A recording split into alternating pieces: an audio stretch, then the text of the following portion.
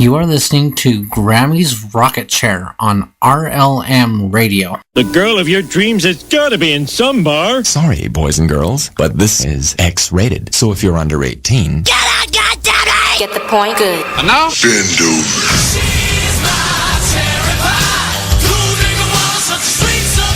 Y'all ready for this? Get it up.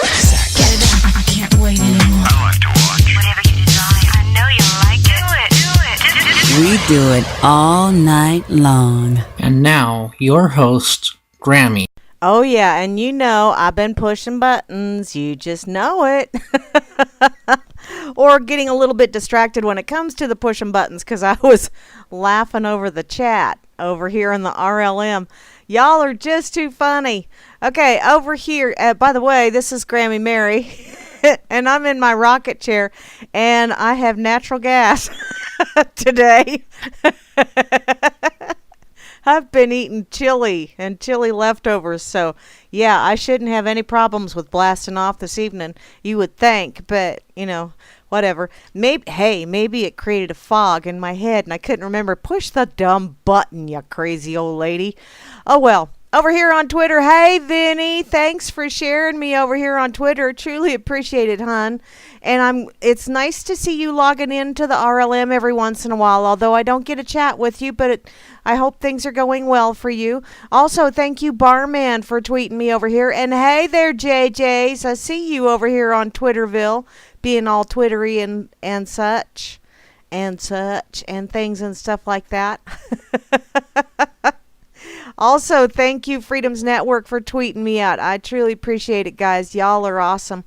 Oh, and my freaking opera just went, yoinks. What the hell? Okay, opera, you just be that way. I don't care. Who was the intro by? The intro was by Phantom, Beth. Phantom does an awesome job. I really appreciate that. He is just so splendiferous and so phantom-y. That's what he is. He's phantom-y. What is that? Shelters Camel Toe. I don't think I want to know what that is.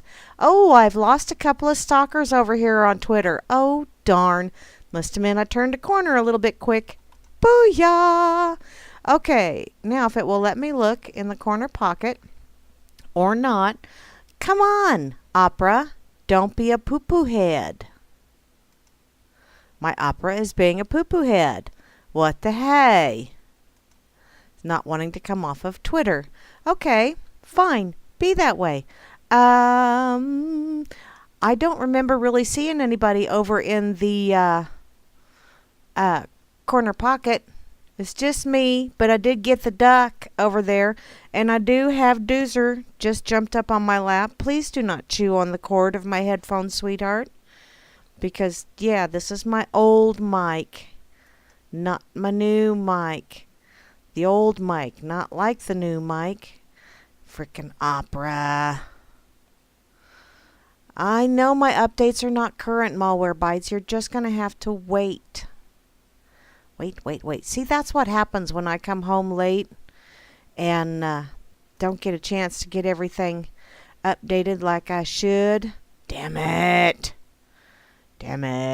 Okay. Seeing as how that's not going to play nice, I'm just going to say hey to everybody over here in the corner pocket.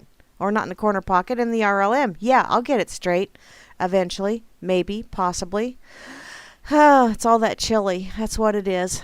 It's poisoned my mind.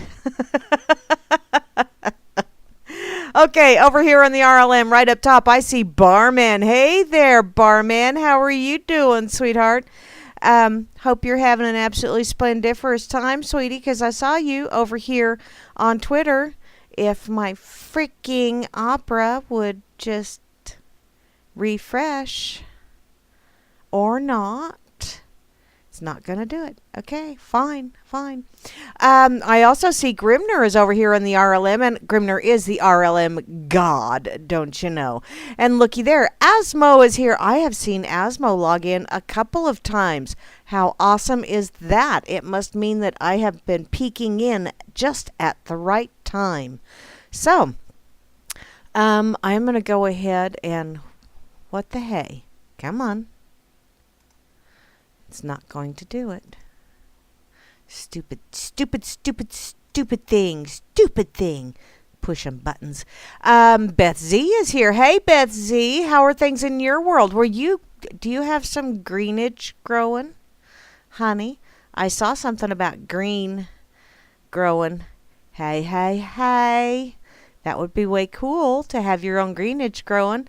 I also see BTC Bob is over here. Hey, Bob, Bob, Bob, Bob, Bob, Bob, Bob. And Chalcedony, looky there with the O going on. Also, we got a single Chloe in the house. Normally we have multiple Chloes, but tonight we only have one. I'm here, kind of, sort of, maybe, although my computer is being a poo-poo head. And here I was just bragging on it. I thought, wow, you are just doing so awesome, computer. You're lickety-splitting and all that fun stuff. And, well, I'm not going to say nothing else because, yeah, that could be, whatever. It could be taken very naughty by you people over here in the RLM. But moving along, IB Don C is here. Hi, Don. How's things in your world? I saw something about one of the puppies was going to go for an airplane ride. Yeehaw. Oh yeah, and congrats to Asmo's first eBay store sale. Yay! Oh, all grown and ground some. Sweet! That's so awesome, Beth. Okay, let's see, where am I else? Java Doctor 2 is in the house. Hey, Java. How you doing? I also see J Dread is here. Hi, Hansel. How's things in your world, sweetheart? And looky there, JJ's. Oh, you had 6 males. Oh, 6 of them. 4 males. Oh, how fun. Beth is going to do some fun stuff. Yay. I also see Juana Taco following JJ's because, well, you know, sometimes JJ's need to have someone to follow him around because sometimes he can get in trouble. You know them Scottish fellers. I think it's because of all that scotch up there. That's what I'm thinking. I also see Meisterbrow. Hey, Woody. How you doing, hon? And looky there, P. Bunyan is in the house. Hi, P. Bunyan. Timber. And the lovely Kate. Hi, Kate. I've seen you chitty-chatting a few times in the morning as well. I have the circle thingy of death going on when it comes to my opera. What the hey?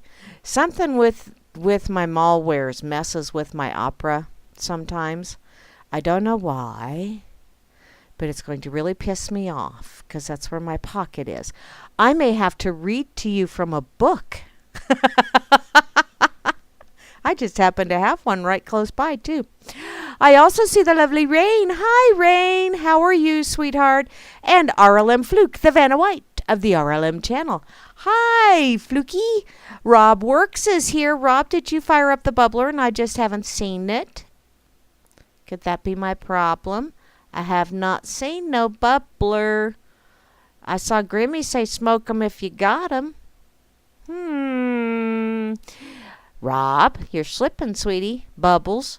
I also see Tip Bob is in the house, as well as Trust No One, and that's right, trusty feller. You need to run. Run very fast. Run away. Phantom is here, that wonderful gentleman that made my intro for me. Thank you once again, Phantom. That really was pretty freaking awesome of you. And Dakota is here, as well as Dimma. Hi, Dimma. Dimma. I like Dimma. And Dorky Lynn. Hi, Dorky Lynn. Kind of late for you, isn't it, lady? As well as Flash Nasty is here. He's always nasty. He's a nasty boy. Just ask Circles. She'll tell you. Frumpy is also here. Didn't have a chance to get dressed in my frumpy clothes, but I do have my house coat on because I got a bit of a draft over here. I also see Gooberzilla. Hi, Goober. How you doing, hun? Jehovah One is in the house. No smiting, no smoting. We don't need any of that stuff. Kozu is here as well. And looky there. Moi. And Ninsun Dubois and Poxified and Pompopan Sauce are all 3 logged in, but they are marked away. How dare they be away? Run away. Run away. And looky there, to round out the crew, the one, the only, the Slim Jim Flim is here. And my computer is still thinking about opening up. There it goes. It just opened Opera. Yay! Good job. I hope it opened Facebook up where it closed. I really, really do. Yes, it did. Yes. Yes. Because this is breaking news, peeps. Y'all need to know this. Okay? So. Oh. It closed my corner pocket. Huh. What the hey? Okay, breaking news. Apparently, there was a truck loaded with thousands of copies of Roget's Thesaurus that crashed on the interstate yesterday, shedding its load across the highway, and according to the Associated Press. Witnesses were stunned, startled, aghast, taken aback, stupefied, confused, shocked, rattled, paralyzed, dazed, bewildered, mixed up, surprised, awed, dumbfounded, nonplussed, flabbergasted, astounded, amazed, confounded, astonished, overwhelmed, horrified, numbed, speechless, and perplexed, all at the same time. So obviously they were running around like chickens with their heads chopped off. Obviously. That is your news break for the day. That's all you get. I ain't gonna tell you no more. Oh, hi. Thank you, unofficial 50 Nerds of Grey. I do prefer 50 Nerds of Grey as opposed to Shades of Grey, because that's just wrong. I think I'm going to follow this page, because that looks fun. What all kind of craziness stuff do you have on here? Ooh. A couple of years ago, one night, I was about to propose to my girlfriend when my roommate Joseph barged onto the porch out of nowhere, tripped and fell over, breaking a glass table with his face. Totally ruined the mood. Now, I didn't know Joseph that well, but don't even remember where he was from. But let's just say I put my plans on hold to help him through his injuries. Joseph had gotten a big glass shard in his eye, making him completely blind in that eye. He was walking around with one of those cotton pads on his eye for a couple of months. Then suddenly he disappeared, along with my girlfriend. Apparently they bonded during the time after his injuries and eloped together, left me behind without as much as a note. I tried to track them down, but never could. In conclusion, if it hadn't been for Cotton-Eyed Joe, I'd have been married a long time ago. Where did you come from? Where did you go? Where did you come from, Cotton-Eyed Joe? Oh, I did not see that coming. Oh, man, I am slow on the uptake today, but I do like that. That's funny. Thank you, unofficial 50 Nerds. I do like that one. Oh, alien-human battle of 1979 in New Mexico. Really? From World Truth TV? Wow. How cool is that? Did you guys know there was an alien-human battle going on in New Mexico? I didn't.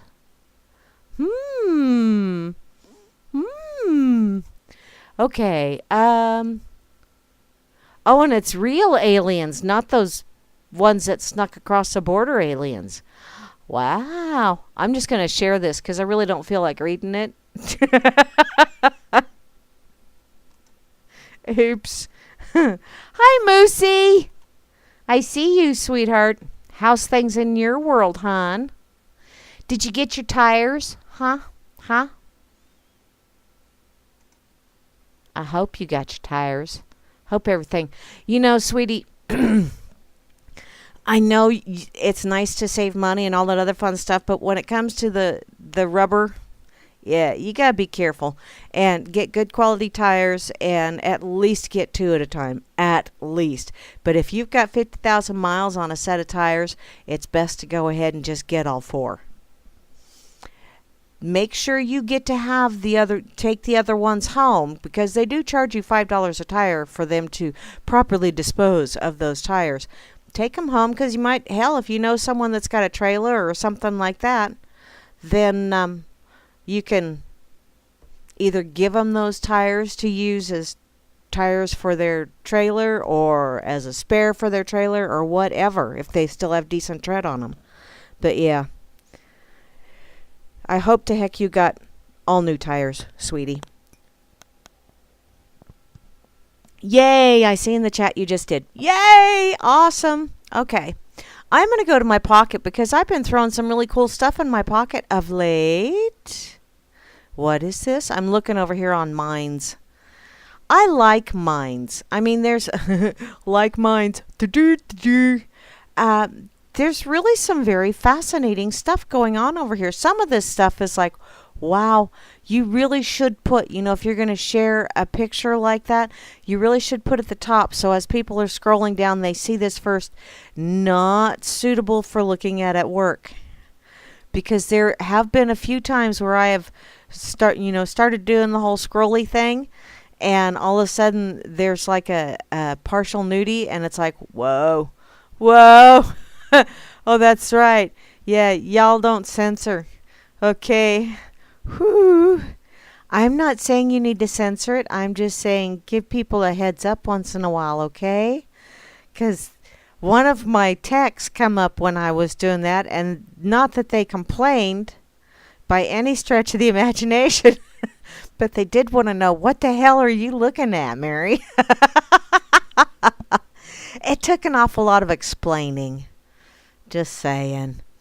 Okay, what is this? The Onion just shared something over here on Twitter. See, just when I'm getting ready to close Twitter, they go and start sharing stuff that I go, wow, okay, that looks interesting. Number one, because it's, well, The Onion. Murder your hideous conscience by disabling your ad blocker. No. I will keep my ad blocker intact. Thank you very much. So, Vatican City residents rally to save St. Peter's Basilica from development. This is from The Onion. And it's from a year ago, over a year ago. But still, it was on Twitter, so I had to go there. What? Okay. Vatican City, citing its historical significance and the valuable role it plays in the community, residents of Vatican City rallied this week to save St. Peter's Basilica from being demolished as part of a development project that would convert the site into an expansive residential and retail complex. This is according to anonymous sources, by the way. Plans to replace the Renaissance-era church with a Vatican Downtown Community Center, informally known as the Communion, were reportedly first revealed by representatives of a Miami-based real estate firm, R.J. Lerneman and Co. This was during a city council meeting last Friday, which, once again, this was from February 18th of 2016. So this happened a while ago. So if you haven't been to St. Peter's Basilica, go now, because it's going to be gone soon, according to The Onion. Layers and layers. Apparently the presentation, which touted the luxury apartments and high-end storefronts of the 6-acre mixed-use development, was said to have immediately divided those in attendance, sparking an hour of intense back-and-forth debate and ultimately launching the campaign to save the Baroque-style church and Catholic pilgrimage site from destruction. And the Catholic Church is anything but Baroque. They got lots of money. And they're having lots of fun getting more money because, you need to you need to pay God if you want to get a good seat when you get to heaven. Pay that preacher. He will give you a really good seat in heaven. You know he will. Oh, J Dread left. See you, love you, bye. Okay. I'm kind of bored with that one.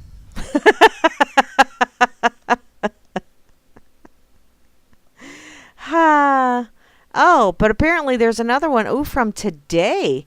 Man at a job interview praying he doesn't get asked about the 2-year gap in his resume when he was abducted by aliens. Aliens! They're everywhere. It's aliens! What the hell? I wonder if this is just the next foray from that alien-human battle that happened in, is that Dulce or Dulce, New Mexico?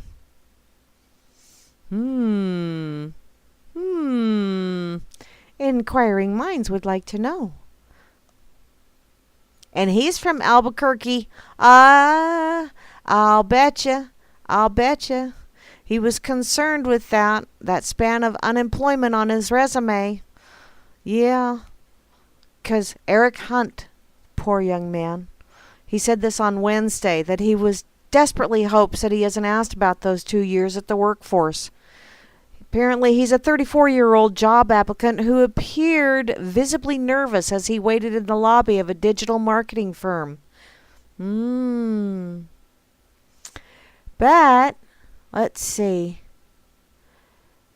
He told reporters that he hopes the interview inquires about his relevant experience, skills, and education rather than focusing on the gap in his work history that resulted from an eerie white light transporting him from his fishing boat on Cochiti Lake to a laboratory of a giant spacecraft where he spent 24 months as the subject of alien medical experiments.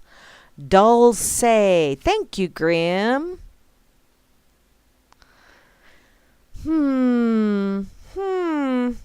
Yeah, honey, don't tell him about that because, there's something about some employers, once they find out you've been anally probed, they're going to take advantage of that shit.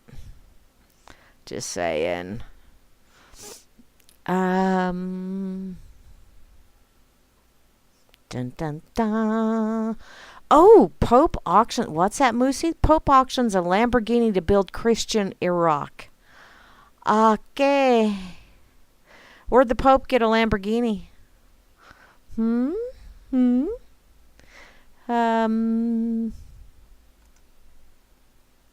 Okay.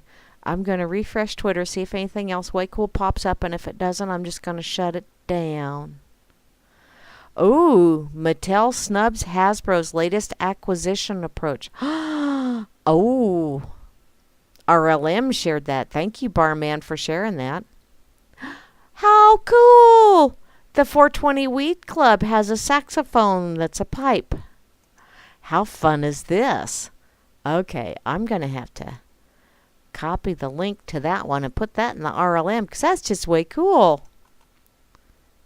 You could be a sax player while you're token. It's all good. Thank you, Barman. Okay, I'm going to go ahead and shut down Twitter just 'cause. And I'm going to go to my pocket because I did throw quite a few interesting things in there. And yeah, now I'm trying to figure out where in the hell I put the interesting things. Oh, I know. Gary L. sent or tagged me in this over on Fakeybook yesterday, I believe. Thank you, Gary L., for that, by the way. My great state, the state of Texas. Yeah, somebody needs to drop kick them. Or not Texas, Kansas. Did I say Texas? Holy shit. Kansas. This is from the Kansas City Star. In their politics, one of the most secretive dark states, what is Kansas trying to hide? And this is from 3 days ago. Ooh. The statement is simple, factual. A Kansas spokesperson was acknowledging that the state highway department didn't have the money to rebuild a dangerous stretch of I-70 that had been the scene of multiple wrecks and a grisly motorcycle fatality caught on video. I have been on that stretch of I-70, and it sucks ass. Sucks ass. It's in Kansas City, Kansas, and it just sucks. I mean, I hate driving in Kansas City, Kansas anyway, but man, people there are crazy. In any case, KDOT has lost a lot of money over the last few years, probably because you have to have an engineer, and then you have to have an assistant to the engineer, and then you have to have this bullshit, and then you have to have that bullshit. And it doesn't help that they keep fixing the same stretch of road between where I live and where my youngest daughter lives. It's the same 20-mile stretch of road. They're fixing it every frickin' summer. What the hell? Fix it right the first time and move on to another stretch already. Apparently, this spokesperson said that there's just no funding at this point. Simple? Yes. But in Governor Sam Brownback's cash-strapped administration, those were fighting words. And days later, that spokesperson was fired. Your article was the nail in my coffin for being the face of KDOT, the spokesperson said in an email to the Kansas City Star. The terminated employee, who wishes to remain anonymous for fear of reprisal, okay, what else are they going to do? They have already fired you. Which Kansas is a right-to-work state, which means that they can just say, we're going in a different direction now, and you're just not fitting in with our future plans. That's pretty much what they can tell you in the state of Kansas. In any case, apparently they had learned what it meant to cross a line. The one where the state of Kansas doesn't discuss public business with Kansans. Who'd have thought? Why would you want to let the general public know what you're spending their hard-earned dollars on and that lottery money on? You know, the reason why you said that we were going to have the lottery in the state, because half of that money was going to go to education. And then it wound up being that the lottery went bankrupt within like 4 years of being in the state. How did that happen? Money was not going to the schools. Apparently, a lot of it was eaten up in, mismanagement and administrative fees, which I think is basically saying the same thing. It's just administrative fees sounds more professional than mismanagement. Apparently, Kansas runs one of the most secretive state governments in the nation, and its secrecy permeates nearly every aspect of service. This is what the Star found out after a month-long investigation, or months long. From the governor's office to state agencies, from police departments to business relationships to health care.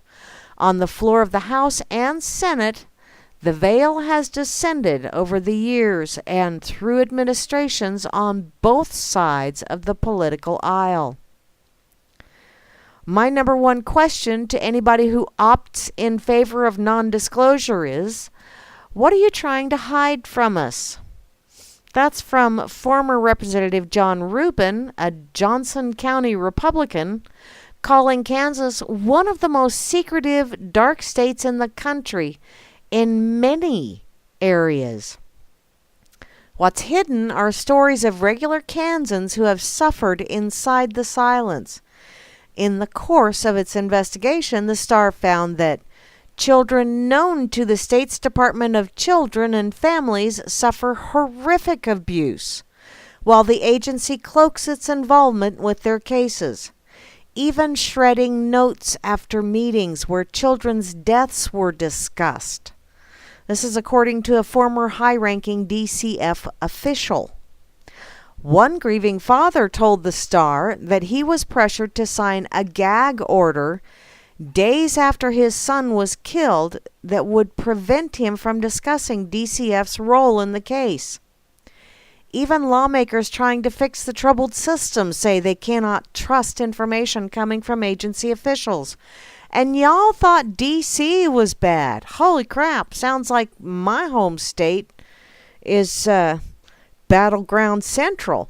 Of course, you know, Sam Brownback got his training in D.C. because former Senator Sam Brownback, brown ass, brown eye, brown piece of, I have no use for that individual. In the last decade, more than 90% of the laws passed by the Kansas legislature have come from anonymous authors. Kansans often have no way of knowing who was pushing which legislation and why. And the topics have included abortion, concealed weapons, and school funding. Kansas is one of only a few states that allow that practice. When Kansas police shoot and kill someone, yeah, this is a personal one for this old broad, some law enforcement agencies even escape scrutiny because they are allowed to provide scant details to the public. The release of body cam video has become common practice around the country after several high-profile police-involved shootings. But in Kansas, a new state law is one of the most restrictive in the nation, allowing agencies to shelve footage that would shed more light on controversial cases. Why does this not surprise me?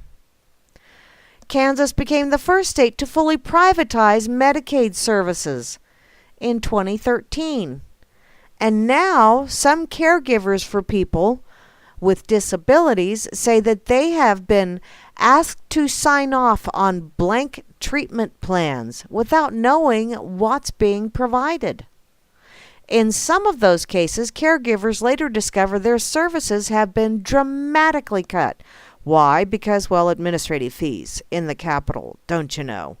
And I don't know if any of you have ever been to my state capital or the capital of the state in which I reside. It is not a pretty town by any stretch of the imagination. Not at all. For examples, when stitched together, form a quilt of secrecy that envelops much of the state government. Damn, said Bob Stephan, a Republican and four-time Kansas Attorney General, that causes me concern. It's very disheartening, and it's gone crazy, which, yeah, he was one of the few attorney generals that I didn't totally dislike. So, many lawmakers who have attempted more openness in government say accountability has withered in the Brownback area. Yeah. Mind you, this is the governor that the first opening day of pheasant season after he became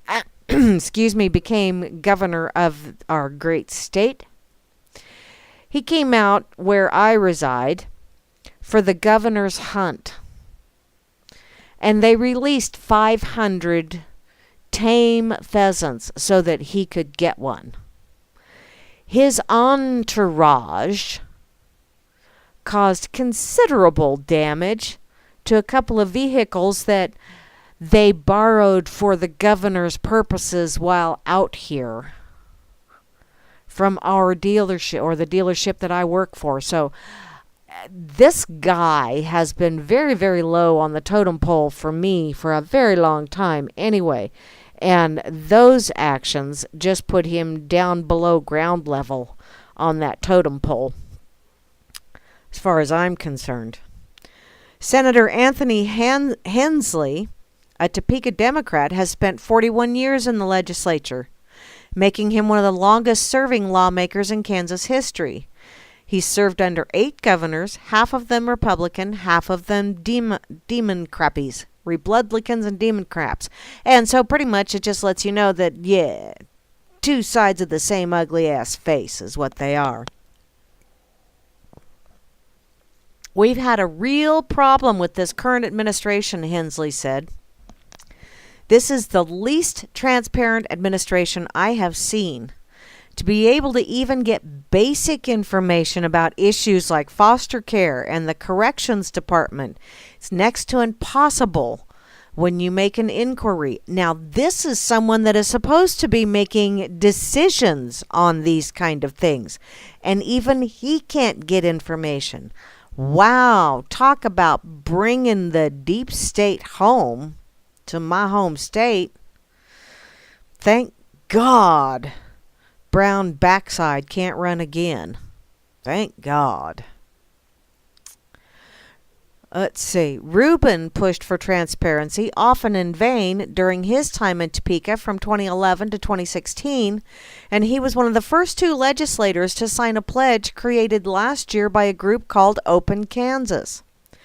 The pledge asked lawmakers to increase government accountability and transparency. Only 23 of the state's 165 legislators signed the pledge during the 2016 session.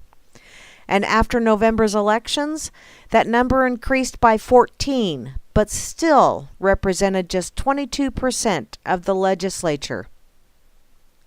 Yes, Vinny, Grams is on tonight. It's a whack-a-doodle Wednesday, hon. You silly man, you. It's no wonder Kansas got a flunking grade in the 2015 study by the Center for Public Integrity that measured transparency and state accountability. Among its bad grades, F's in public access to information, internal auditing, and executive accountability. Ha! Shock, shock. This is what happens when someone from the cesspool of D.C., Diabolical Central, comes home and takes things over here. Ugh. Though the state's obsession with secrecy goes back decades, Brown Backside's 7 years as governor have been marked by efforts to shield executive decisions from the public. Yeah, he learned well in D.C., grasshopper. In 2012, the Shawnee County District Attorney's Office concluded that private meetings Brown Backside, I'm going to start calling him that from now on, Brown Backside held with lawmakers at the governor's mansion technically violated the state's Open Meetings Act. Prosecutors determined the violations were a result of ignorance about the law and did not pursue penalties. Well, why not? Ignorance of the law is no excuse. I can't tell you how many times I've heard that shit when a cop pulled me over and gave me a ticket. Ignorance of the law is no excuse, little missy. Yeah. It's no excuse, especially when you're supposed to be a frickin' lawmaker. Supposed to be.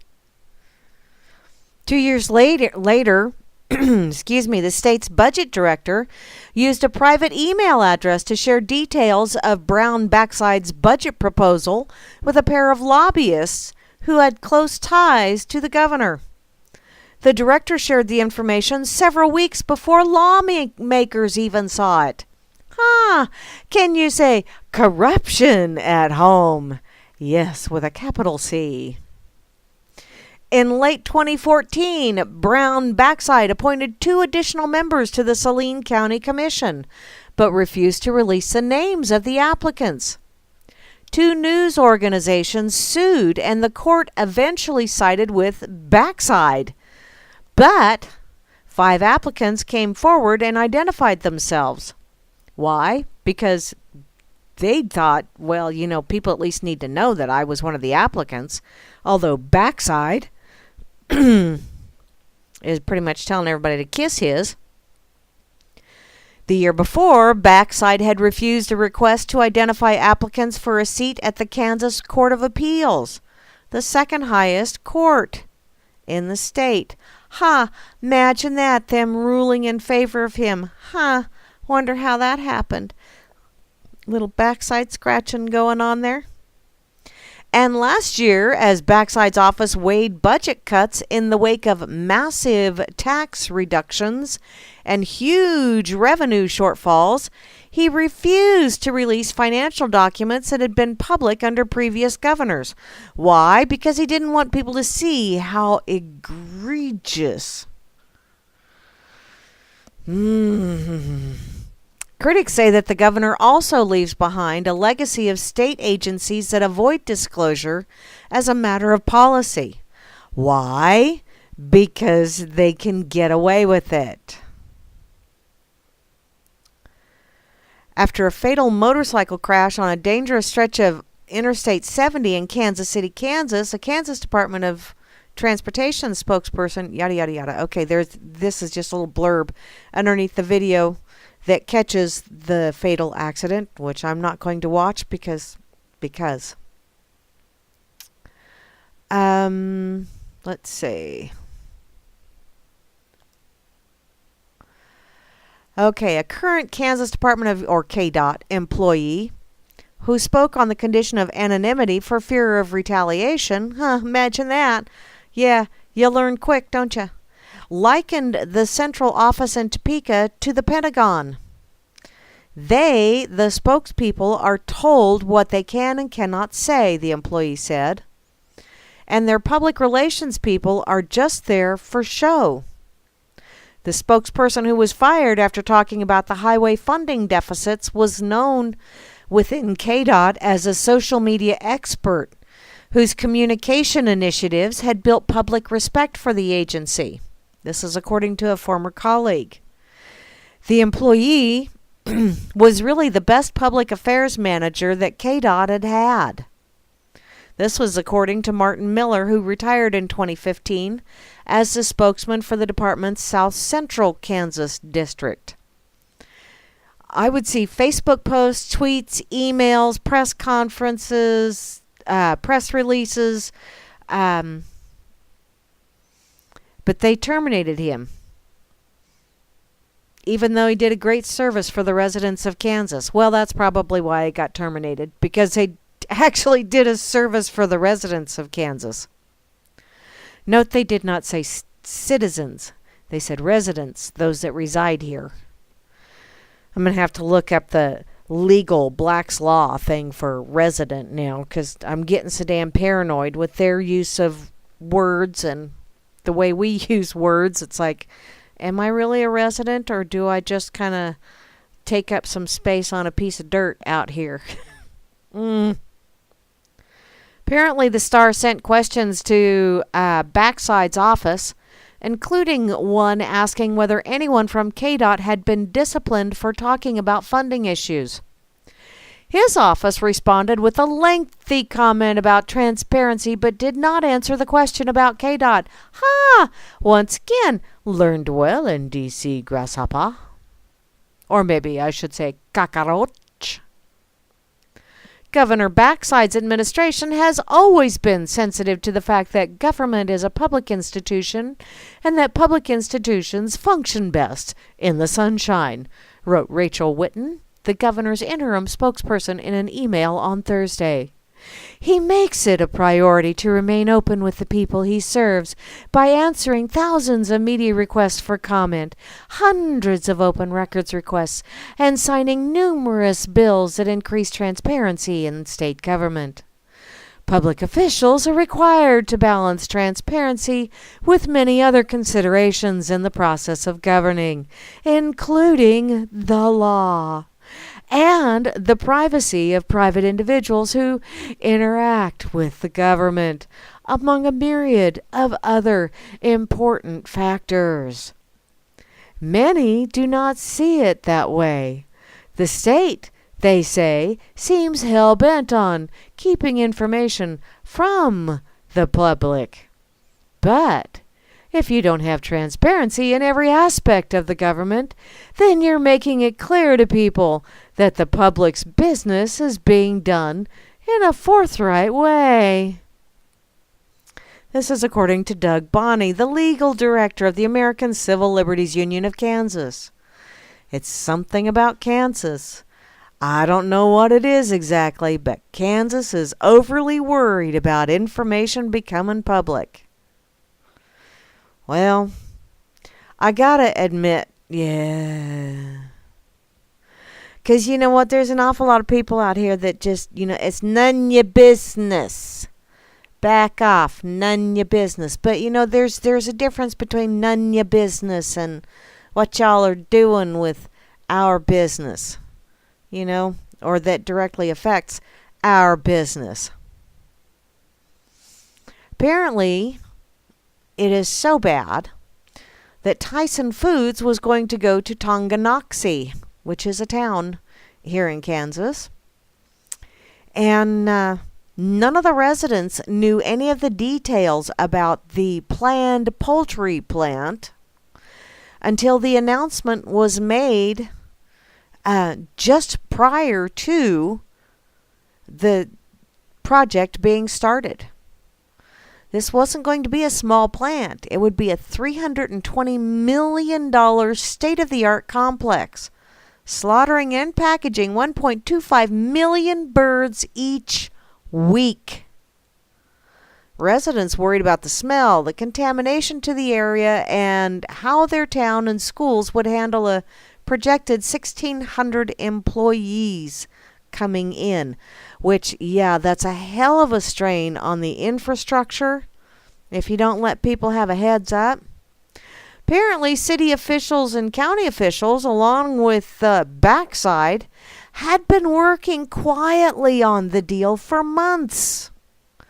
The site was already picked out and everything. But no, we couldn't share that information. In the end, the town's uproar was heard loud and clear. 2 weeks later, the Leavenworth County Commission reversed its support of the project, and Tyson said it would explore other locations. We lost some job opportunities, yes. But my, what dastardly people were dealing with this. I'm sure the original property owners that were more than likely in on this little deal were probably quite miffed that they lost out on the sale of their property, because they were probably getting paid a premium. This goes on for quite a bit. Meetings behind closed doors, which serving on city council, I do understand how that shit works. And we were advised multiple times, even small community like where I'm at, we were advised that if there was more than 2 of us together in any one area, which city council comprised of 5 council members and the mayor. So if there was more than 2 of us in any one business, like say we were both at a restaurant or whatever, and a third one came in, someone would have to stand up and make the announcement that we were not having a meeting, and we would have to make a point of not sitting even remotely close to each other, because it could have been in violation of Open Meetings Act. And yet, and see, that kind of stuff, that is a clear violation of the Open Meetings Act. I mean, you cannot be doing stuff like that without, what are you doing, kitty? I have another kitty. I have Rascal on my lap now. Occupants, residents, citizens, taxpayers, voters. Yes, there's all kind of words for us these days, Grammy. Yeah, they violated all kinds of their own rules, but apparently their own rules do not apply to them. Assholios. So, I'm going to go ahead and share this over on this effing site as well. And I'll put it in the RLM on Fakey Book after I get done this evening. Wow. I'm almost an hour in. See, I'm really paranoid about the time anymore since I went over last week. It's like, wow, how did I do that? I got so involved. So, okay, this one made me cranky, so I'm going to have to find something that uncrankies me. But I had to cover that because, yeah, even in my home state, the area in which I reside, we have douchebags and assholes that are running things. And so, yeah. Never let it be said that I won't say, yeah, where I live ain't perfect either. Okay, so, let's see. Oh, let's do this one. This is from studionewsnet.com, and it is also from the 12th. I saw this on Minds, and I also saw it on Twitter, and I think I even saw it over on Fakeybook, either this morning or last night.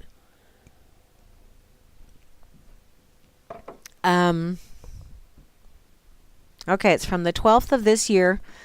Thank you, Rascal. Texas town fires police department and hires private citizens for security.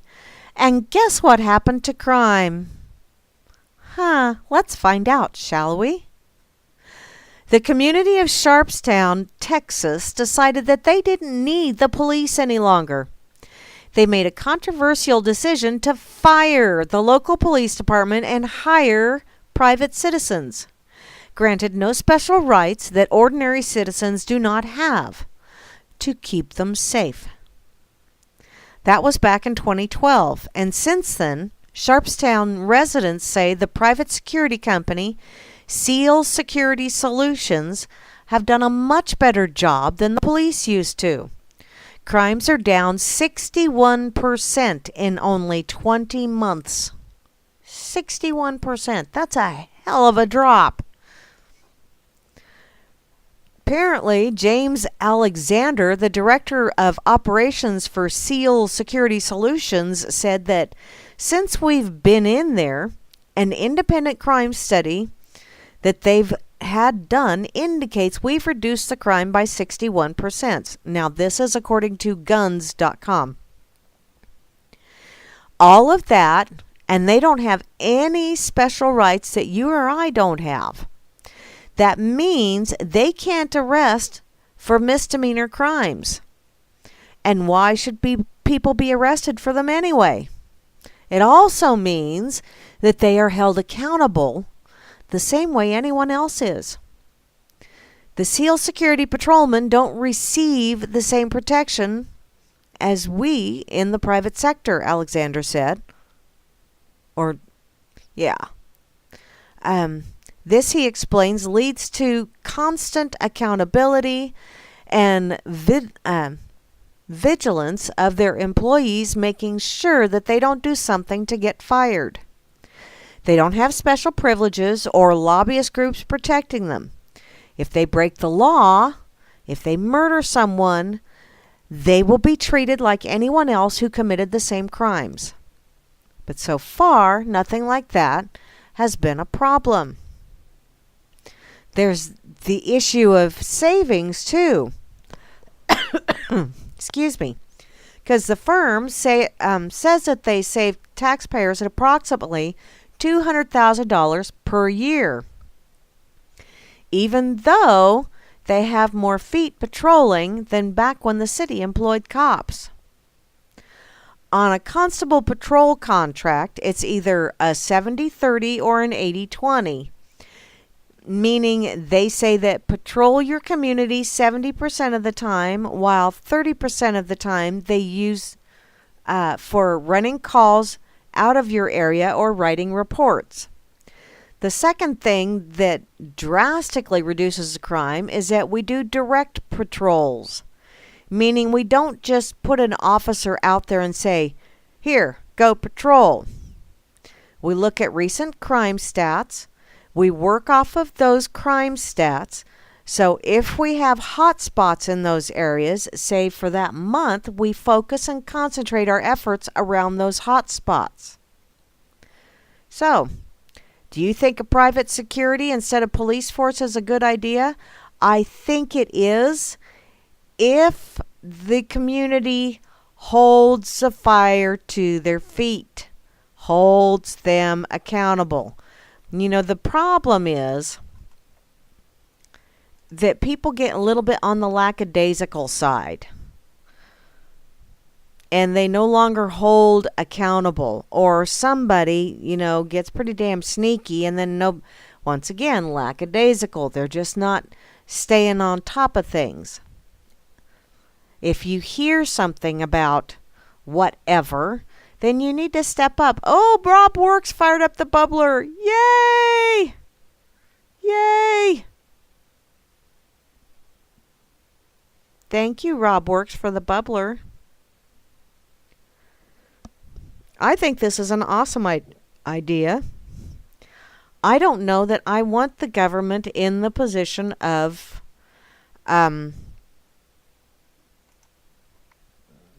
doing the enforcing, and the patrolling and all that other fun stuff. It's bad enough that they write the laws. But if they can enforce them as well, that's where the selective enforcement shit comes into play. That's not cool. Not at all. So this one, I think, is a bravo. I like this one. Yes, Gary. I see you commented on something over here.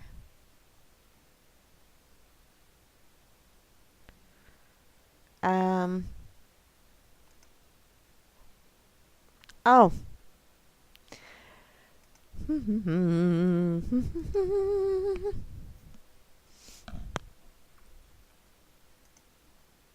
Okay. Back to my pocket I go. If you're reading this, leave me... Oh.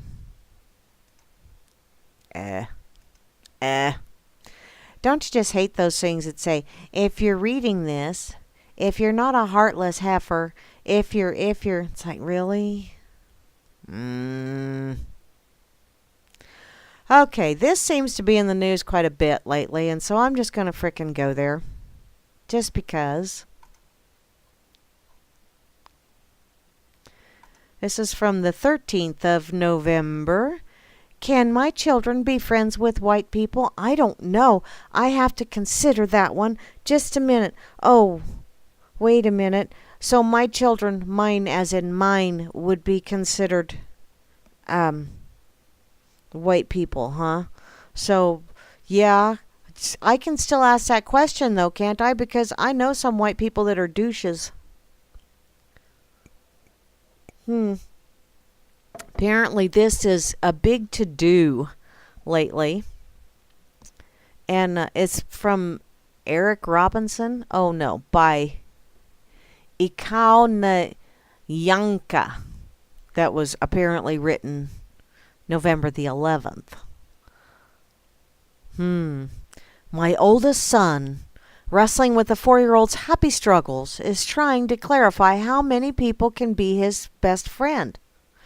My best friends are you and Mama and my brother, but even a child's joy is not immune to this ominous political period.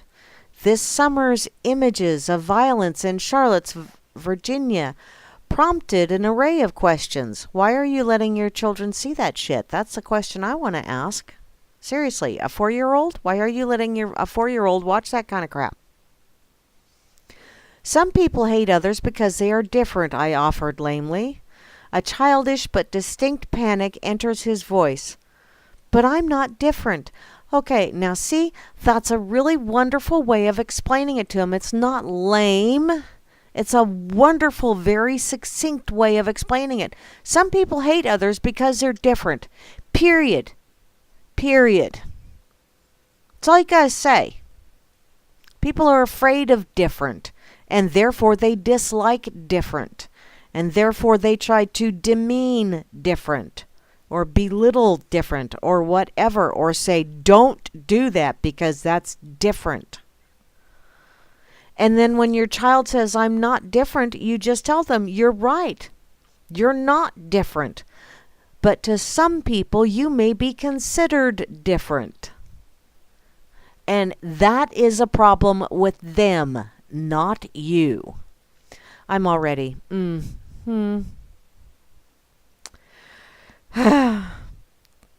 It is impossible to convey the mixture of heartbreak and fear that I feel for him. Well, you know what, honey? Try not to feel fear for him. Children smell fear.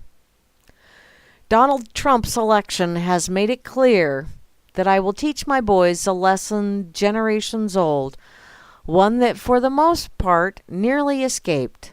I will teach them to be cautious. I will teach them suspicion. I will teach them distrust. No, no, no, no, no. That's not what you're supposed to be teaching them.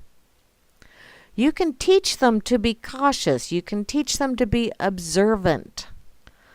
You can teach them to be open-minded, but do not teach them to distrust. Children learn that fast enough. I can't read this. It's pissing me off already.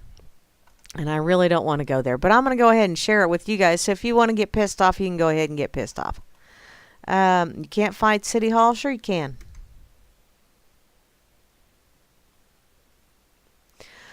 Not necessarily, Chloe. I don't think private enforcement would be just as selective. I think if you truly had private, which I don't know that you necessarily need enforcement. And yes, Beth, when people get lackadaisical, they get the government they deserve. You know, if you just have a community that watches out for each other, that's the thing. Unfortunately, we've got entirely too many people out there that are only looking out for themselves. And I have to admit, there are times when I am of that mindset. But you know what? When you got neighbors, tend to your neighbors. That's the problem. People are always afraid of other or different instead of going up and saying, "Howdy, neighbor. My name is..." Hell, my neighbor called me today at work and said, "Do you guys have the new calendars in?" And I said, "Yeah." "Well, would you mind bringing a couple home? Because I want to keep track of my dad's doctor's appointments." That's what neighbors do. You know? And if you have real neighbors, then y'all keep an eye on each other. And do you really need an enforcement? I know I have a rather possibly naive way of looking at things, but if people would just frickin' take some personal responsibility and then also extend a little care to their neighbors, you know, like what the kind of caring that they would expect their neighbors to have towards them. Hey, you know, this world, we could do away with a lot of this enforcement shit. This just, can my child be? Why the hell do you even have to throw skin color in on that? How about, can your child be friends with a dog? Can your child be friends with, I don't know, a rock, a tree, a whatever? I mean, can my child be friends with a white kid?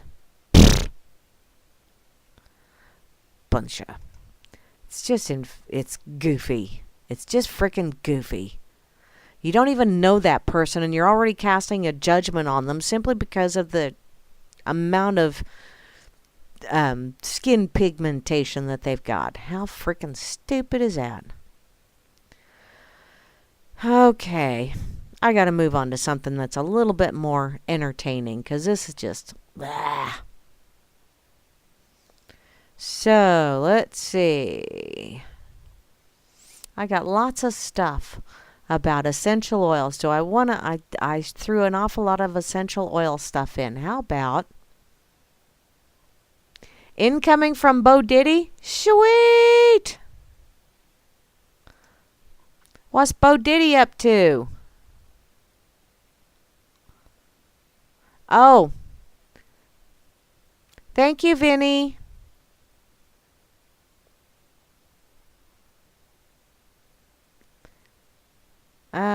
Virus. Ooh. See, and I don't have Fakey Book on my cell phone. Fakey Book is on my computer, and I don't open shit like that. So, but I do know that there are some people, and yeah, I'll put something on the family page. So, okay, let's see. What is this? How about, let me look in my recommended. Y'all know much about Nigel Farage? I like Nigel. I've been listening to a lot of his videos today whilst doing paperwork. I think Nigel is quite entertaining. Oh, hey. I don't know if I've done this one. I don't think I have. This is from highexistence.com. 7 steps to remove toxic beliefs and overcome confirmation bias. When I let go of what I am, I become what I might be. Lao Tzu. That's kind of cool. So, growing up as a high-level swimmer, I discovered at an early age that the result I get in life are proportional to the amount of hard work I put in. Ever since I believed deeply that if I worked harder, I'd reach my goals faster and have more of what I want in life. That belief drove a lot of my choices I made and profoundly impacted how I lived my life. But what if this belief is actually misguided? What if that was just a story I was telling myself that was entirely untrue? Then I'd pretty much be shooting myself in the foot every day without realizing it. Now think about this. What if some of your core beliefs about yourself, others, and the world were false and are actually sabotaging your happiness, health, and success? Would suck, right? Yeah. So here's a very powerful and underappreciated way to improve the quality of your thinking and evolve yourself. It's not feel-good personal development. It's not a quick fix or a hit of inspiration high. This is deep stuff. And I truly believe that it will give you a whole new way of looking at your mind and improving it. So, on a Friday, unlike any other, September 21st is when the story starts. When I did something I never do. It's something that most people dream of doing every week.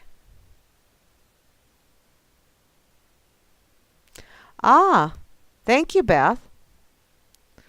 No, it wasn't a crazy adventure in nature or a pool party with an open bar and models. It was much simpler than that. I took a Friday off work. You know, I'm going to do that here in the next I'm going to be taking several days off work just because I have vacay time I need to use up. And so I'm just going to do it. So there. I gave myself permission to take a day off and recover during the work week. Shocking. I know. So why did I do it? Because I was tired and feeling a little burned out. I can understand that. Believe it or not, it was actually hard for me to give myself permission to take the day off, which I resemble that as well. But it was honestly a phenomenal decision. Led to a major epiphany. One that's changing the way I approach my personal development. A relaxing day turned into a major breakthrough. When I woke up that Friday, I decided to make it the most relaxing day possible, which I've made that, when I woke up on days off. Didn't necessarily stick to it, but that was the intent starting out. I lit up some incense and meditated for a long time. Went for a slow, peaceful bike ride around Boulder. Ooh, you're from Boulder, Colorado? Cool. Assumption there. Stopped by Tonic in Urban Lounge and drank kava for the first time, which I've never had kava. I may have to try that. And read a spirituality book, Conversations with God. and reflected and journaled and cooked a nice meal and even watched Eat, Pray, Love. Pure relaxation. It felt good. Real good. I enjoyed a deep level of inner peace than I'd experienced in a long time, and I felt connected with my true essence, love, appreciation, and grace. But it was more than just blissed out relaxation. Taking this time to slow down and think deeply led to a profound realization about how we operate as humans. Specifically, how weird we are. Okay, now he's talking about me. He's talking my language now. So, Brain Hacking 101. Why do we choose stupidity? Because it's easier. Albert Einstein has a famous quote that says, "The definition of insanity is doing the same thing over and over again and expecting a different result." Well, let's face it. We're all guilty of this. More often than we realize. Stop it. I do it. You do it. We all do it. We resist change. We go out of our way to keep doing the same things, even when it's obvious that they're not really working. So why? Because we prefer to stay comfortable doing something subpar than to temporarily get uncomfortable so we can start operating at a higher level. And yeah, sometimes when you push yourself or you kind of stick your neck out a little bit, it is and can be very uncomfortable. This is obviously true of our behaviors. We do the same things again and again. But what this author wants to talk about is deeper. It's our beliefs. The beliefs are the software of the mind. Your brain is like a computer, and our beliefs are like the software that runs the computer. Our beliefs about ourselves, others, and the world, whether we're aware of them or not, affect everything in our life. If you've studied human psychology, you've probably come across this important pattern. Beliefs lead to thoughts, lead to feelings, lead to actions, lead to results. Our beliefs create our thoughts create our feelings create our actions, and our actions create our results. So consider for a second.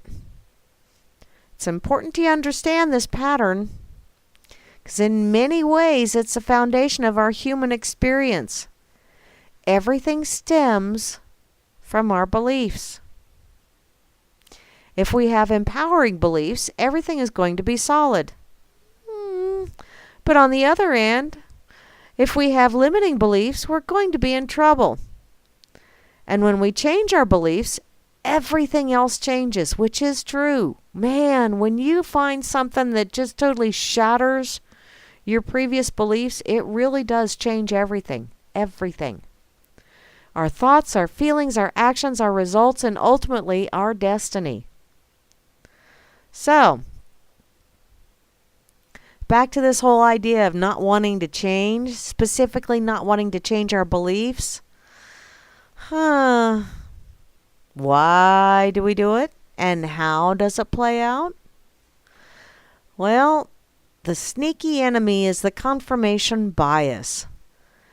There's something that we subconsciously do that psychologists call that. And we look for evidence to confirm what we already believe while ignoring information that discredits our current beliefs. And I think we all do that. I know I do. For example, if you believe that big cities are dirty and crowded, you'll notice all the examples of dirtiness and crowdedness when you walk around a big city. Oh, bada bing, bada boom, they just nailed my ass to the wall right there with that one sentence. I do not like big cities, and I think they're dirty and crowded. But I have actually seen some places that were not so crowded and were quite pleasant to be around in cities. So it's not just that I see, but yeah. Apparently you don't pay much attention to the areas that are clean and less densely populated. I'm starting to do that. Give me a break. Another example is if you believe that you're not a creative person, you clearly notice the times that you can't come up with original ideas. But you won't give yourself much credit for the times when you're actually being creative. So, now that the table is set, here's where it's going to get interesting and just a little weird. Just about everyone on this planet is, in some way, dissatisfied with at least one area of their life. Whether it's their health or their relationships or career or financial situation, very few of us have all four main areas really dialed down. So think about it. How many people do you know who are truly rocking it in all areas of their life consistently? Fastest path to conscious evolution? When we stop to consciously think about it, the most powerful way to evolve and transcend our current level of thinking is to challenge our beliefs. Apparently, there is a brilliant book, here we go, Poor Charlie's Almanac, where Charlie Munger, Warren Buffett's best friend and business partner, points out that throughout history, many of the world's most successful people were very wary of their confirmation bias and actually went out of their way to challenge their own beliefs. He cites the example of Charles Darwin, who had an insatiable appetite for discrediting and developing his own theory of evolution. And it worked out pretty decent for him. So, here are the steps that you need to go through. Number 1, pick a scenario where you regularly experience a negative emotion. Number 2, ask yourself, what is the thought that's creating that emotion? Then ask yourself, what is the belief that's creating that thought? Now that you've isolated your belief, set up an experiment to test its validity by asking this question: what would I do if this belief was false and the opposite was true? Number 5, start doing the experiment, consciously applying the opposite of your default belief. Then objectively track the results as you go and notice what's happening. Finally, analyze the results and confirm or discredit the old belief. And I have done that quite a few times in the last year or so, and it really is, wow, kind of tough sometimes. And yeah, I have a plaque that tells me, please make sure your words are tender and kind, or tender and sweet, because tomorrow you may have to eat them. Yeah. So, here's an example of what this author did as their challenge. In the emotion, they felt guilty about taking a day off work. The thought is, I have so much to do. If I don't work today, I'll fall behind on schedule. I've had that thought run through my mind a time or two. The belief is, the only way to reach my full potential and achieve my goals is to work as hard as possible. Now, what would I do if this belief was false or the opposite was true? I would work less and relax more.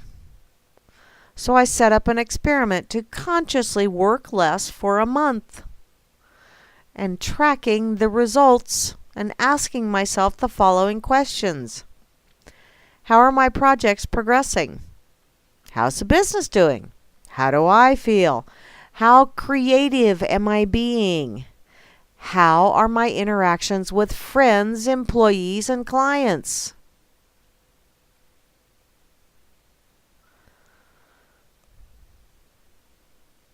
Yes, Beth, I get that. They play on emotions because they know how to work emotions. They've been working at this for quite some time. Finally, number 7, at the end of the 30 days, this author realized the results and decided whether it's true or not that the only way to reach my full potential and achieve my goals is to work as hard as possible. The surprising result?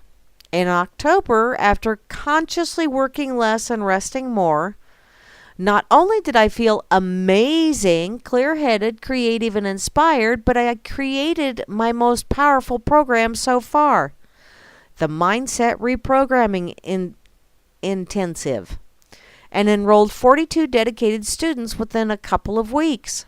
This led to both a great transformational experience for them and an increase of 45% in my company's monthly revenues. So I kept the same pattern going for November, during which I increased my revenues by another 60% while serving my customers more fully and having a ton of fun. Overall, the experiment was a resounding success. In light of these results, I discarded the old belief and created a new one that says, the key to reaching my goals rapidly is to find the perfect balance between work and recovery, to making sure I'm having fun, and to keep myself in an optimal state. So, now it's our turn. When you look back on the story of the Friday off, the irony jumps right out. I didn't want to take the day off because I had so much to do, so much to learn, yada, yada, yada, blah, blah, blah. But now I see that taking a day off was the best thing that I could have done. Funny how we often resist what we need most. Literally, that one Friday off, on top of being totally fun and enjoyable, has changed the way that I approach my work and my belief system. And it's opened a whole new world of possibilities. So the bottom line is, when it comes to beliefs, you have two options. Number 1, you can examine them consciously. And number 2, you can let them act up subconsciously and ruin your life. One way or another, you'll have to deal with them. So which one are you going to choose? Thank you, Phil, for that. That was really a very wonderful insight, at least for me. I don't know about the rest of y'all, but for me.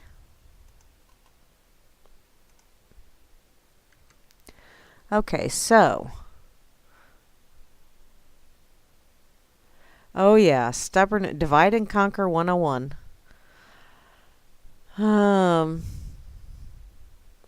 And yeah, there are some that just absolutely refuse to even consider the possibility that there is an alternate explanation or an alternate way of looking at things. But you know, I learned quite a while back, and dear friend Lug is the one that explained it to me. He said, no two people, hi Woody, said no two people see the same rainbow. No two people see the exact same rainbow. And when I looked at him, first thing I said was, bullshit. And then I stopped to think about it because I thought, wait a minute here. I'm using my eyes, he's using his. I'm using my interpretation of color, he's using his. I'm running this mechanical thing through my mind while he's saying, because you're at a different angle. You see the colors in a slightly different skew. And I was like, oh, that's awesome, brah. How cool is that?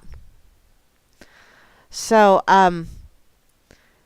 you know, when I realized that, you know, it's not just rainbows that everybody sees a little bit differently, because Lug and I had an awful lot of really wonderful conversations.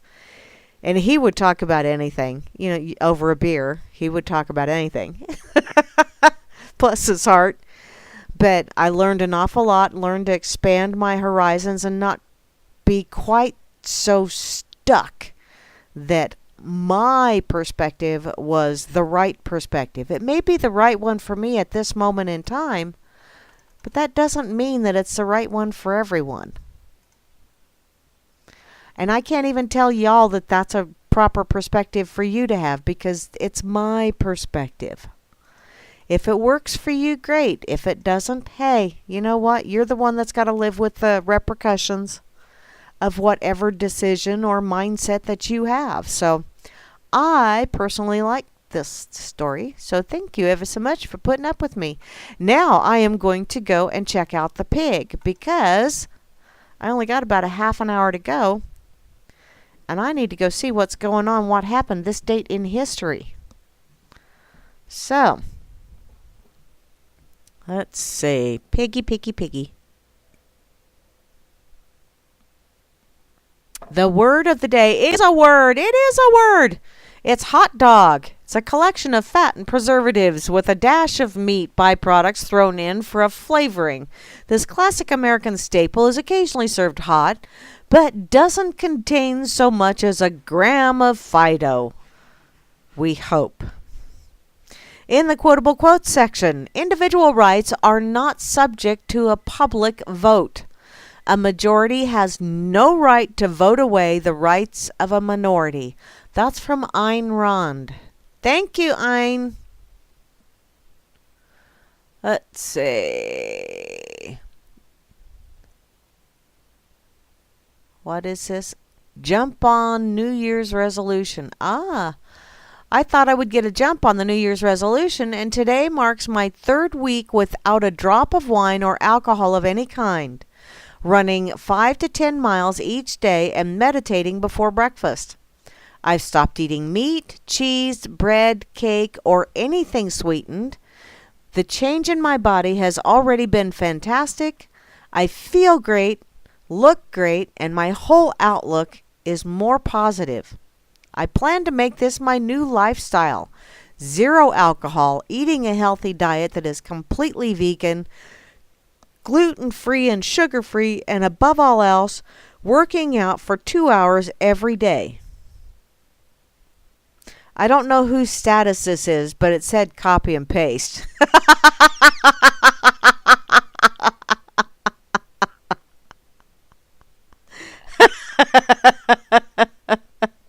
I was going to say, are you shitting me? No freaking way. Oh, man. You boys got me again, Hambo and Porcus. Okay, so this date in history, the 15th of November, 1904. King C. Gillette declares war on facial hair when he patents the Gillette razor blade. The rest of his life is one close shave after another.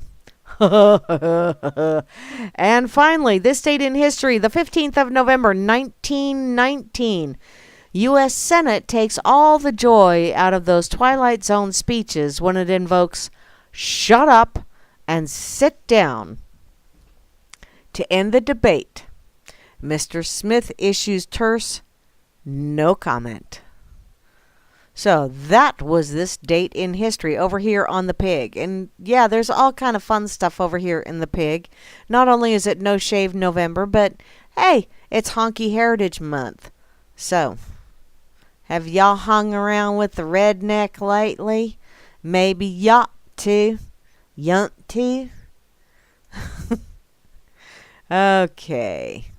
I think I'm actually going to... Hi Ashby. I see you over here. The truth behind the opioid crisis. Yeah, I shared several videos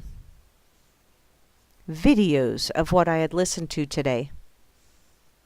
So, back to my pocket I go, because I do want to get to this one, partly because I do not have this oil, and I'm going to have...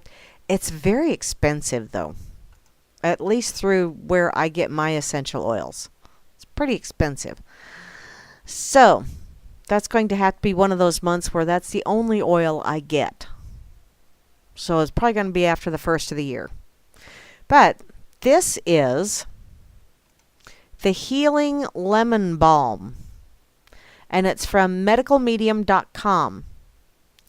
Lemon balm, also known as Melissa, because of its botanical name, Melissa officinalis.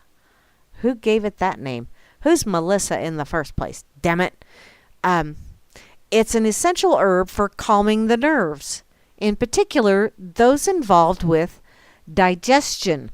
Now, when I was reading my book, you know, the little synopsis thing in the back for all of the different oils that they carry, and I saw it was for nerves, and I thought, I really don't have nervous issues. So that, you know, that was on a back burner kind of thing till I saw this. And it was like, wait a minute. Apparently, many people suffer from various sensitivities in the gut, with complicated and confusing misdiagnoses involved. What's often behind these problems are nerve endings that have become hypersensitive around the digestive organs. Nerves play a role in much of the digestive distress that we experience in this day and age. For instance, inflamed pharynx nerves, which control the diaphragm and therefore influence the stomach, and vagus nerves, which run through the diaphragm and govern the stomach and digestion, are sometimes behind digestive sensitivities, as are nerves that connect the spine and the digestive tract. So if someone's stomach or intestines are irritated for no identifiable reason, it's usually due to sensitive nerves. And one common occurrence is that a food, even something very easy to digest, rubs against the lining of the intestinal tract, which causes someone with sensitive nerves to feel discomfort. Nerve sensitivities can trigger symptoms such as nausea, loss of appetite, and a sudden urgency to eliminate when nervous. So lemon balm is a gift from God and Mother Nature to deal with our frazzling world. It's wonderful for addressing all of these situations with its soothing properties, which come from bioactive phytochemicals such as such as undiscovered alkaloids. How can they be undiscovered alkaloids if it has them in it? Then they're obviously discovered. That doesn't make sense to me.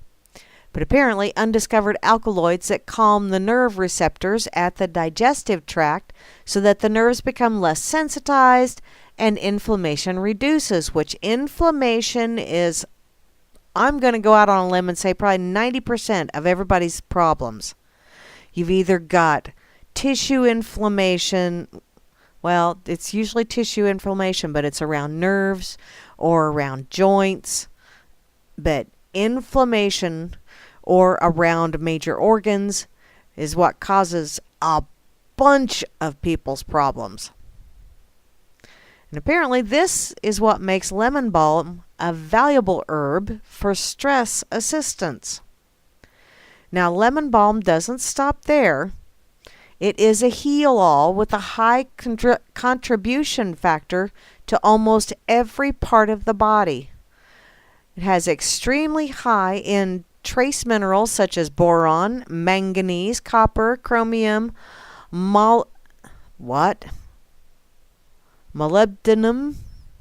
whatever that is, selenium, and iron. And lemon balm also has large amounts of micromineral silica. Plus, it's a B12 conserving herb, which means that it monitors your stores of this vitamin and keeps your body from using it all up. It's also antiparasitic, antiviral, and antibacterial throughout the body. Lemon balm fights the Epstein-Barr virus, shingles, and other herpetic viruses such as HHV6. And it's an amazing herb for tonsillitis, which is inflammation caused by strep bacteria. And see, I still have my tonsils because I got tonsillitis so much because I had a nervous reaction to an adhesive at the place that I was working, yada, yada, yada, blah, blah, blah. So I still have my tonsils because I didn't want it settling in my lungs or in my heart or my whatever. Moving along. Plus, lemon balm detoxifies the liver, spleen, kidneys, and helps reduce bladder inflammation, which makes it a star for alleviating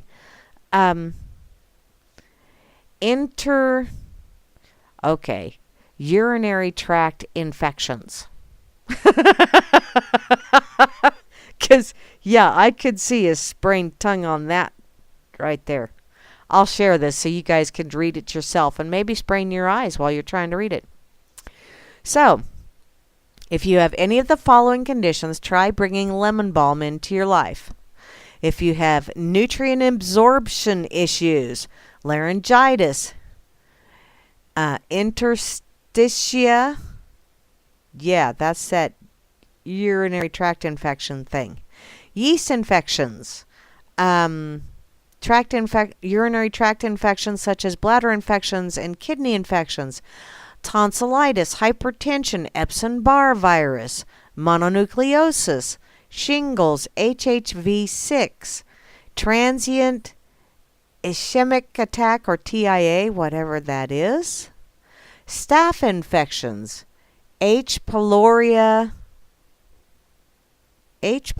infection, small intestinal bacterial overgrowth or SIBO, ear infections and other ear problems, hiatal hernia, neuropathy, ringworm, anxiety, depression, thyroid disease, adrenal fatigue, migraines, attention deficit hyperactivity disorder, strep throat, autism, nodules on bones and glands, Lyme disease, amyotrophic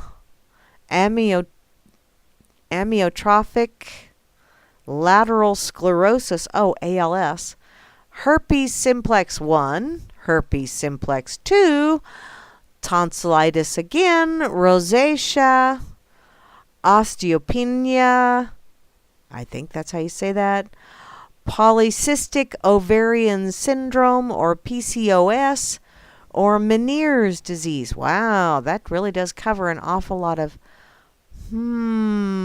okay, maybe I'm going to have to go ahead and get lemon balm this next order.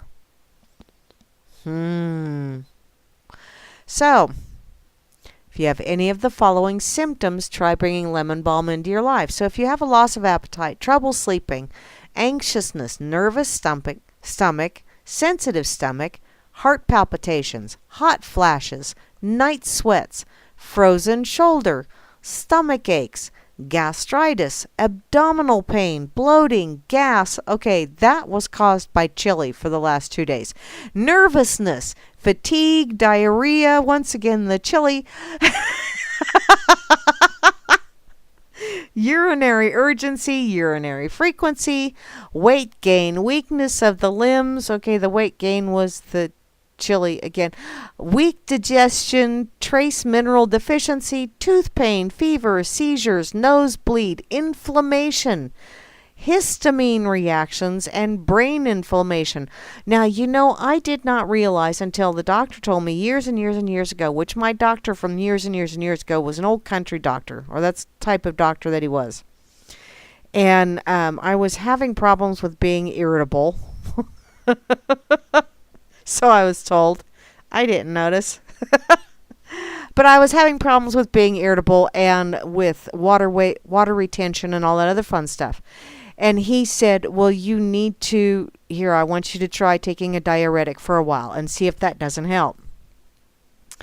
Which, yes, it did. And he said, by the way, when you retain water in your extremities, such as your fingers, your feet, your hands, whatever, you retain it everywhere in your body. It's just that you notice it there more often because, you can't remove rings, your shoes get tight, yada, yada, yada. He said you also retain fluid on the brain, which is part of what makes you so cranky. I hadn't made that connection till he told me that, and I went, oh, don't tell my hubby at the time. I try not to I try not to get poofy anymore. Because that's my reason for being cranky. Let's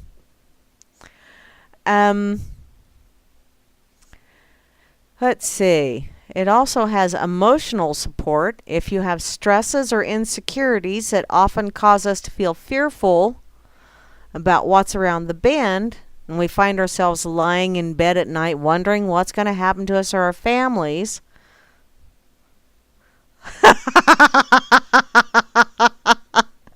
Grammy, how did you know it was Doc McCoy?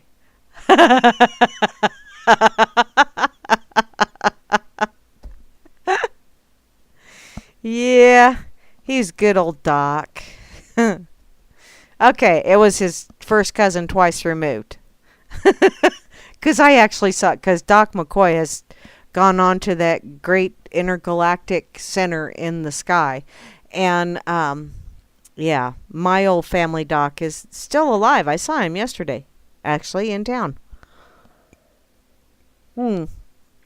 Oh, well, in any case, using lemon balm can help take the worry away and replace it with a sense of peace. So, you know, if you were, Melissa is the oil that you purchase, and you can put it in your diffuser, and I've been where someone had Melissa in their diffuser, and it really does smell quite wonderful, kind of citrusy. I know, go figure, lemon balm. But, yeah, it really, there was kind of a kind of a mood going on, which was nice. But the spiritual lesson that goes along with it is that it's an all-purpose plant, and it teaches us that we are just as well-rounded. We're not here for just one lesson within one lifetime. We have many different lives, and we don't have to live with singular focus. We have many chances to explore different gifts and serve diverse purposes, some of which we'll discover along the way, and some of which we'll live without ever knowing how we're affecting change. Yeah. So, some of the tips that they have at the bottom of this is you can make a sun tea with fresh lemon balm by steeping it in a pitcher of water for a few hours in bright direct sunlight. The sun extracts and upgrades lemon balm's therapeutic properties, enhancing its nutrient profile to help you heal. You can also try using lemon balm leaves in small amounts as a culinary herb. So grow it in a pot in your windowsill so you always have some nearby to mince up and add to salads for flavor, and it's a good medicine. Also, having lemon balm before bed can help calm your nerves and give you a better night's sleep. And there is a recipe here at the bottom for the lemon balm tea. I got this from my dear sister Catherine over in Ireland. She was awfully sweet to send that. What's that? It's worse. Do what? Do what? Yes, he did, Rob Works. He gave me hot beams.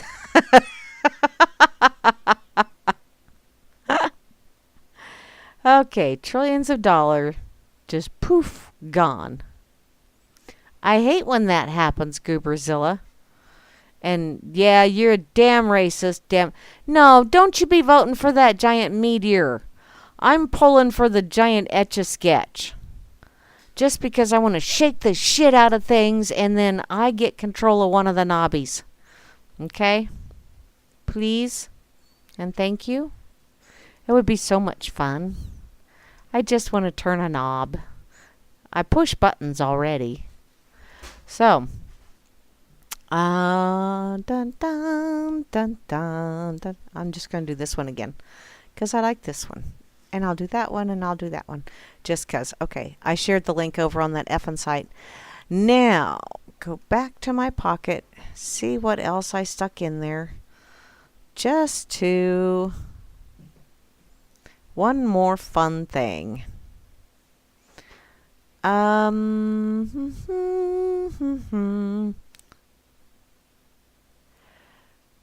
Oh my goodness. I have so many essential oil things here.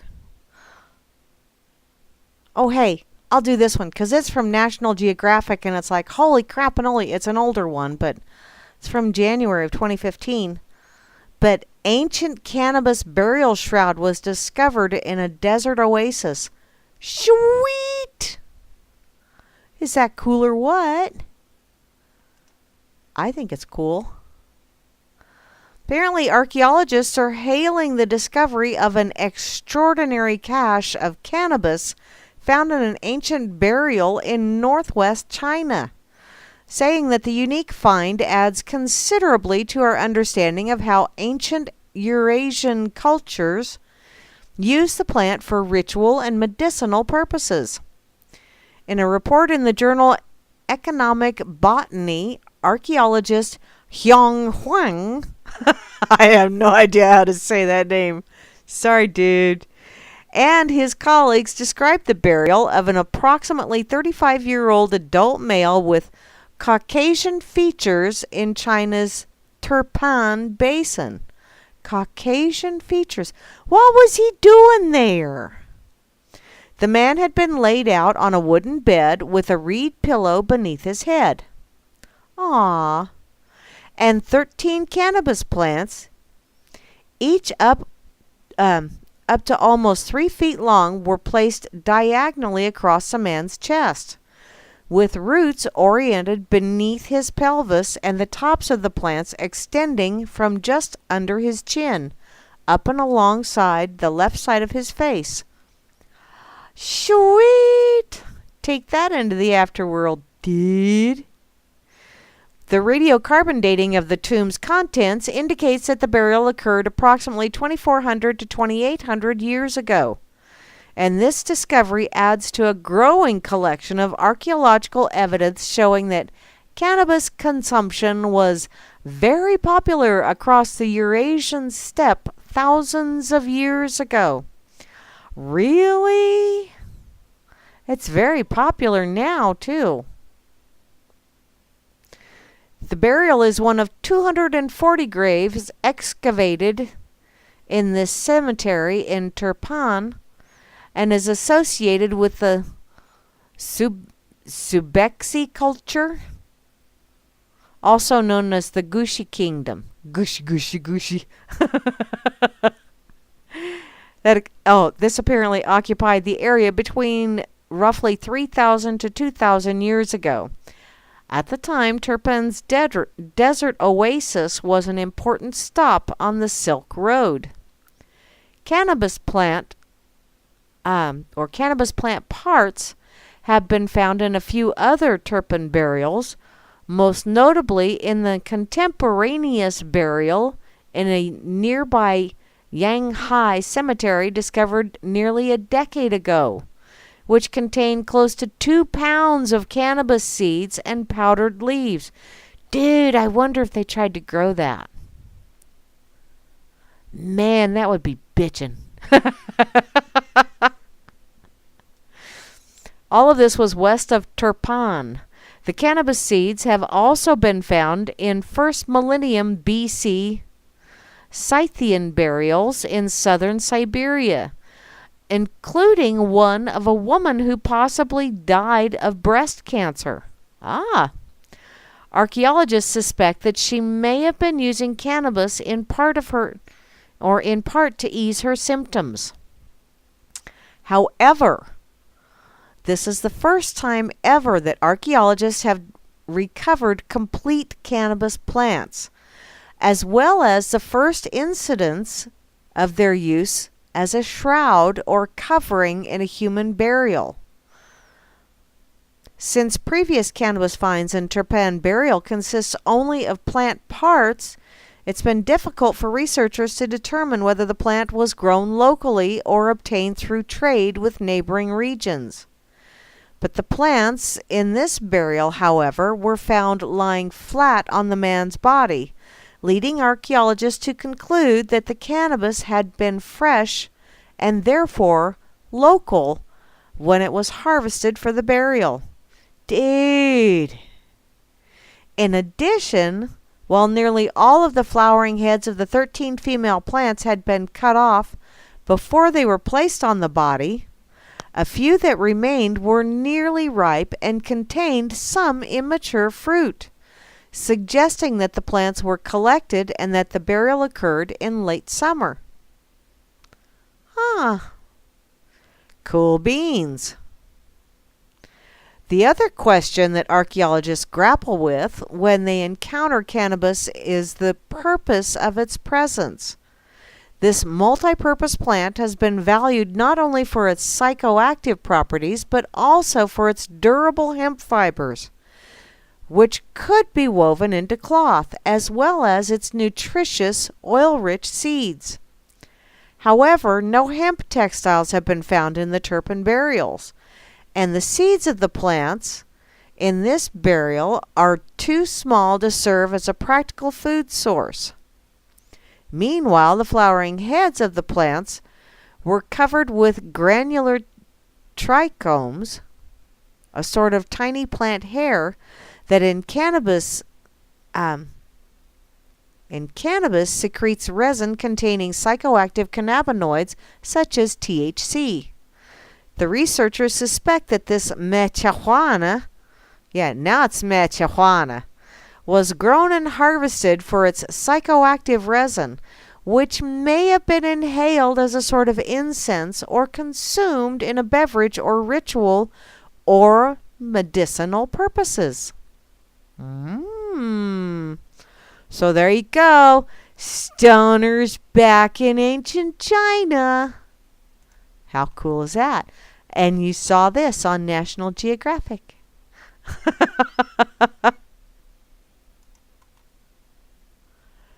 How fun. Okay. Hi, Cowboy Tack. I see you, sweetheart. How are things in your world?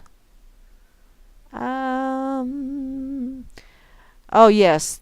I'm catching up on the chat. And yes, dear Beth, the media makes for a lot of useful idiots. Between the media and the educraption system, yeah, we will have a never-ending supply of useful idiots. So, okay, I'm going to share this over on this effing site. I really don't know that I have anything else I want to get to. I only got 5 minutes. And I really don't want to go over. Okay, I'm going to do that one, and I'm going to do that one. I'm going to do, there. Bong joint and puff puff pass. There you go. And skullduggery. Let's see, who's over here playing? I see KD Troxel is over here playing on this effing site. Mental! I see you, Mental Pancakes. I also see that Cantrell is over here. Sweet! Hi, Cantrell. I saw you had pictures of your cranes. Okay, Grim. I'm finally catching up on my notifications on this effing site as well. Oops.